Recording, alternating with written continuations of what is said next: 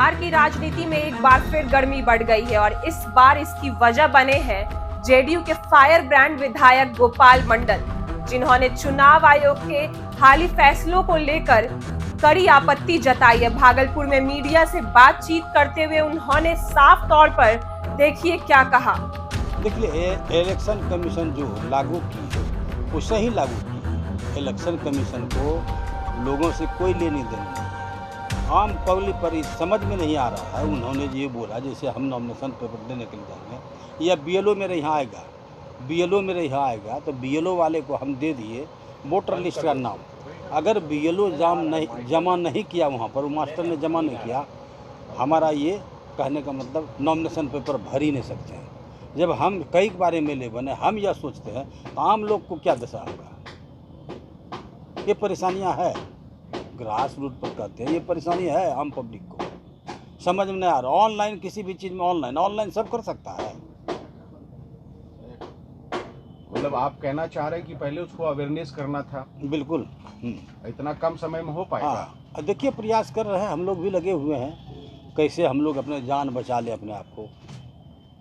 ये भाषण जान बचा ले मतलब प्रत्येक पंचायत में ये हम लोग के बूथ कमेटी का बैठक चल रहा है। एक दिन में 2 कमेटी का बैठक करते हैं, उसमें आम पब्लिक जुड़ता है, पब्लिक मीटिंग हो जाता है। उसमें बोलता है वो, उसमें समझाते हैं हम वो सरकार का जो वो इलेक्शन कमीशन का जो न हमें से केना की करवे, हमके लिए आपके यहाँ आएगा वो वोटर लिस्ट में नाम हो या कुछ ऐसे आप नाम जुर्माने करने तो वोट डालने का अधिकार नहीं रहेगा। जितना से हमको बुद्धि रहेगा उतने नहीं बोलेंगे तब रहो। मुख्यमंत्री का पुत्र हम एक ही बात कहते हैं, निशांत जी को आना चाहिए, हम लोग लाएंगे, इसमें दो मत नहीं है।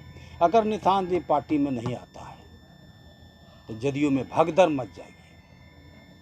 कोई आरजेडी में, कोई भाजपा में, कोई आरएस लोसपा में, कोई कहाँ जितना पार्टी सब में चला जाएगा। तो आधे इधर आधे इधर। हाँ नहीं, आधे आधे नहीं, बाधे बाधे, कोने कोने जहाँ जिसको छलांग लगा के भागेगा।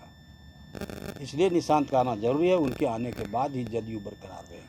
क्या लग रहा है पार्टी चला सकेंगे? निशांत कुमार आगे बढ़ाएंगे? निशिकांत जैसे नीतीश कुमार जी इंजीनियरिंग पढ़ के वो भी इंजीनियरिंग करके बैठे हुए हैं, इंजीनियर हैं, माथा है सब। लोग कहता है गांजा, कहाँ गांजा कोई पीते देखा है?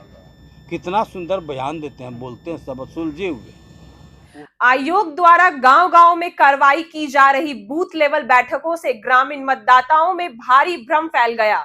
उन्होंने चिंता जताई कि लोग अभी तक ये नहीं समझ पा रहे हैं कि उनके नाम मतदाता सूची में बने रहेंगे या काट दिए जाएंगे, जिससे चुनाव से पहले ही लोकतंत्र की नींव पर संकट खड़ा हो गया है। गोपाल मंडल का कहना है कि यह भ्रम दूर करने की जिम्मेदारी सीधे तौर पर चुनाव आयोग की है और आयोग को तत्काल स्थिति पर सफाई देनी चाहिए। उन्होंने आगे कहा कि यदि मतदाता सूची का अपडेट करने की प्रक्रिया पारदर्शी नहीं रखी गई तो लाखों ग्रामीण मतदाता अपने अधिकार से वंचित हो जाएंगे, जो लोकतंत्र के मूल भावना के खिलाफ है।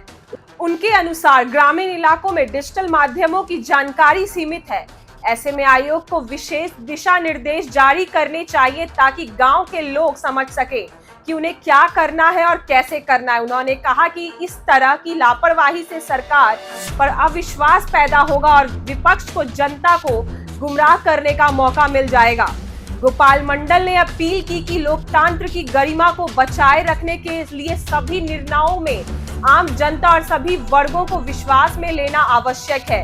इसके साथ ही उन्होंने जेडीयू की अंदरूनी राजनीति पर भी खुलकर देखिए क्या बोला।